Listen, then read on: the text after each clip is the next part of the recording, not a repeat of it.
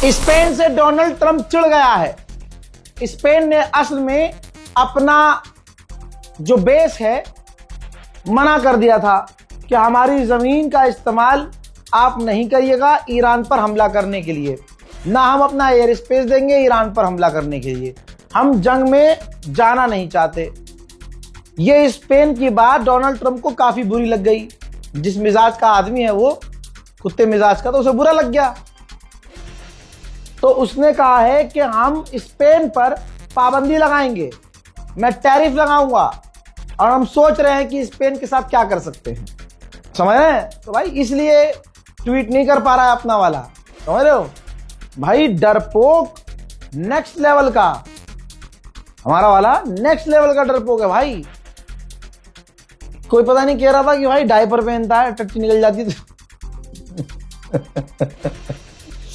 मेरे दोस्तों बड़ी खबर यह है कि सऊदी अरब, यूएई और कतर, खबर आ रही है खबर, सऊदी अरब, यूएई और कतर तीनों मिलकर ईरान पर स्ट्राइक कर सकते हैं। ठीक है, तीनों ने अपने मुंह से नहीं कहा है, रिपोर्ट आई है कि तीनों बात कर रहे हैं और तीनों बदला लेंगे ईरान से। डोनाल्ड ट्रंप ने कहा कि हमने ईरान की नेवी, ईरान की एयरफोर्स, उसके डिफेंस सिस्टम, रडार सब खत्म कर दिए हैं।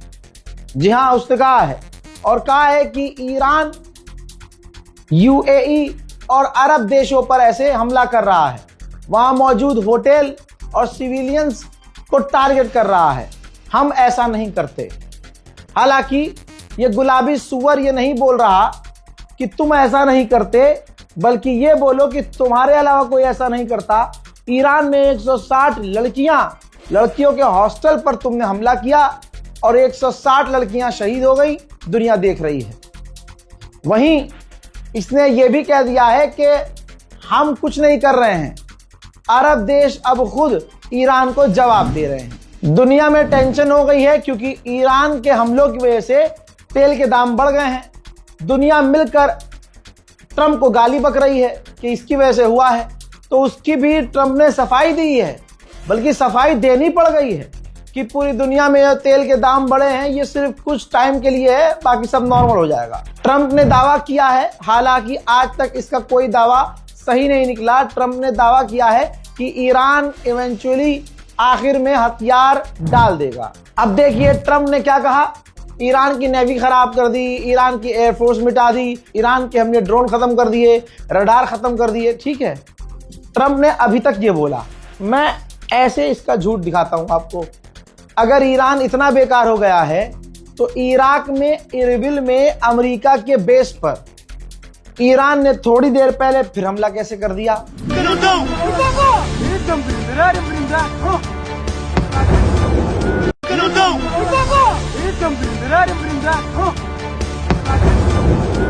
बहुत जल्दी ऐलान कर रहा हूं, मैं भी, सुन लीजिए।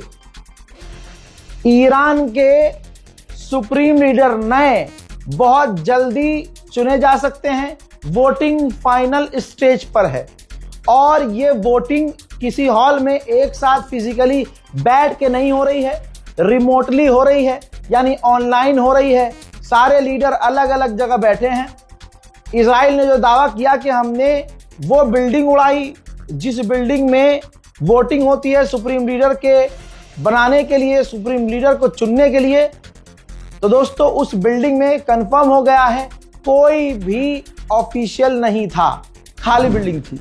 ब्रिटेन ने दिखाया है, ये जारी की है ब्रिटेन ने तस्वीर की, जॉर्डन के ऊपर हमने ईरान के एक ड्रोन को अपने F-35 से मारकर गिराया है। यही है भाई साहब ताकत ईरान की। भाई $35,000 का एक सस्ता ड्रोन मार गिराने के लिए मिलियंस ऑफ डॉलर का फाइटर जेट, दुनिया के सबसे एडवांस फाइटर जेट से दुनिया के सबसे सस्ते ड्रोन को मार गिराया जा रहा है। यह है ईरान। कहा जा रहा है कि इजराइल अपना एयर स्पेस थोड़ा सा, पूरा नहीं, इजराइल अपना एयर स्पेस थोड़ा सा खोलने की तैयारी में है ताकि जो वापस आना चाहते हैं यहूदी इधर उधर जो फंसे हुए हैं वो वापस आ सकें। हजरात, ईरान की मिसाइलों की जो साइट्स हैं उस पर बड़ी तबाही मची है। सैटेलाइट इमेज है, प्रूफ दिखा रहा हूं, अपनी आंखों से देख लीजिए।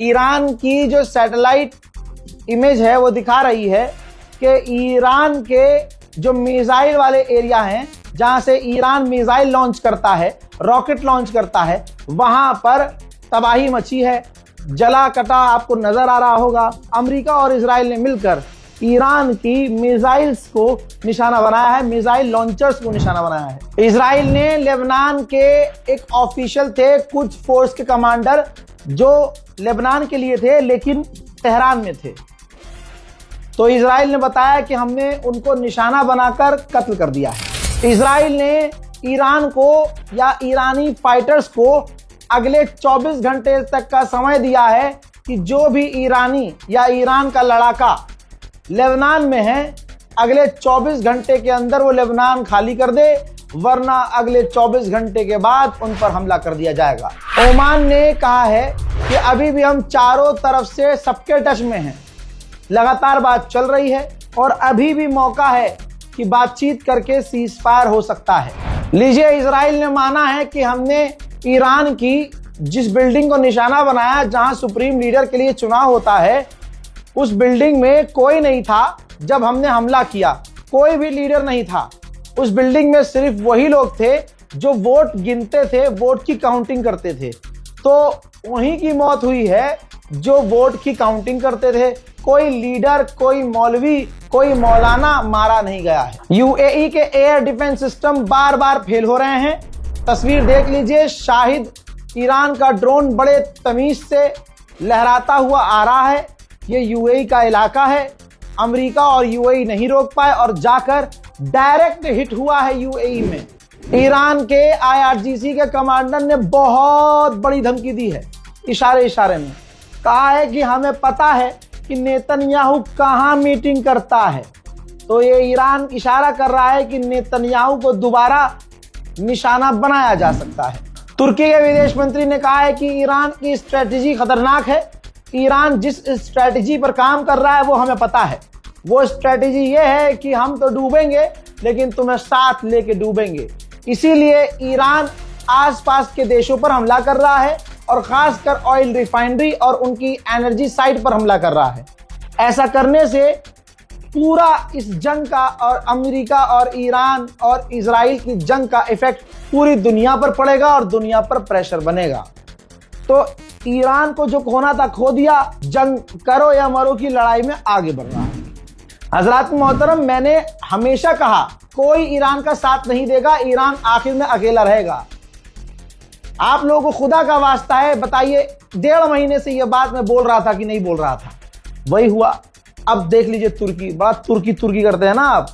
तुर्की के विदेश मंत्री ने कहा कि ईरान जो आसपास के देशों पर हमला कर रहा है, अरबों पर हमला कर रहा है, हमारी नजर में वो गलत है।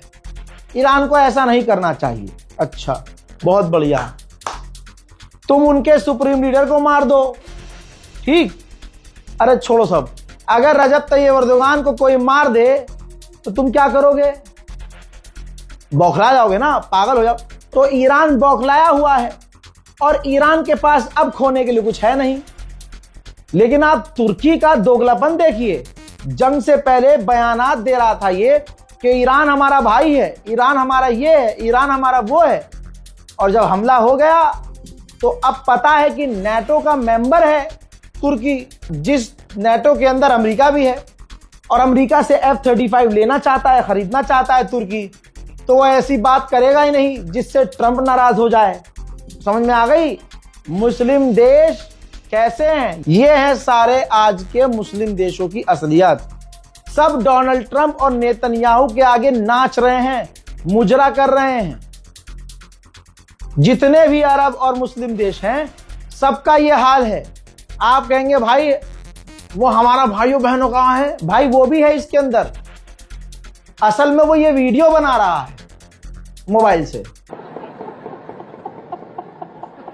स्ट्रेट ऑफ हॉर्मूज को ईरान ने बंद कर दिया है, तो अमेरिका सोच रहा है कि स्ट्रेट ऑफ हॉर्मूज में भारी तैनाती की जाए। जो समुद्री जहाज जा रहा हो उसके साथ अमेरिका के वॉरशिप और नेवी शिप भेजी जाए, बंदूक लेके, तोपे वोपे लेके पूरा उनको रेस्क्यू करके वहां से निकाला जाए। रिपोर्ट अब ये आई है, बहुत बड़ी रिपोर्ट है, शॉर्ट में बता रहा हूं। कि इजराइल अमेरिका के बिना ईरान पर हमला नहीं करता। नेतन्याहू को अमेरिका से परमिशन चाहिए ही चाहिए थी। 7 दिनों में नेतन्याहू ने अमेरिका से, डोनाल्ड ट्रंप से 15 मर्तबा बात की थी, तब जाकर डोनाल्ड ट्रंप पर प्रेशर बना और डोनाल्ड ट्रंप ने हरी झंडी दिखाई और अमेरिका जबरदस्ती इस जंग में कूद गया और आज ये जंग पूरे इलाके में फैल गई। ईरान के विदेश मंत्री से रूस के विदेश मंत्री ने फोन पर बात की है और रूस के विदेश मंत्री ने ईरान को समझाने की कोशिश की है कि अब जो भी हुआ है सीज फायर करने में भलाई है। मेरे दोस्तों, इस रिपोर्ट को जल्दी से शेयर कीजिए, अपनी राय कमेंट में लिखिए, फेक न्यूज से बचिए। मैं बार बार बोल रहा हूं, ऐसे भी मैंने फेसबुक पेज देखे हैं, ऐसे भी यूट्यूबर्स जिनके थंबनेल हमारे जैसे हैं, ऐसा लग रहा है कि हमें ही कॉपी किया है, लेकिन खबरें उनकी, खबरों का सोर्स इतना है और 4 बातें अपनी मन की लगा के बताई गई है। एक बाजी ने तो यह बोल दिया कि ईरान ने परमाणु टेस्ट कर लिया क्योंकि वहां भूकंप आया था। बाजी को यही नहीं पता कि ईरान का जो भूगोल है, ईरान की जो जमीन है, इस तरह के भूकंप आते रहते हैं। आप चाहे गूगल कर लीजिएगा या ईरान में कोई आपका जानने वाला हो तो बता देगा कि ईरान में जलजला आता रहता है। इसका मतलब ये नहीं कि ईरान ने परमाणु टेस्ट कर लिया हो, खाली व्यू, मतलब पता है ना कि कौम परेशान है, सदमे में है। तो अगर टाइटल पे ऐसा लिखेंगे कि ईरान ने बजा दिया, ईरान ने परमाणु बना लिया, ईरान ने इजराइल के 2 टुकड़े कर दिए, ऐसा टाइटल लिखेंगे तो मिलियन में व्यूज आ जाएंगे। तो ऐसे लोगों से बचिए जो आपको दोनों तरफ का सच बताए। उस चैनल की, उस इंसान की इज्जत कीजिए। जय हिंद।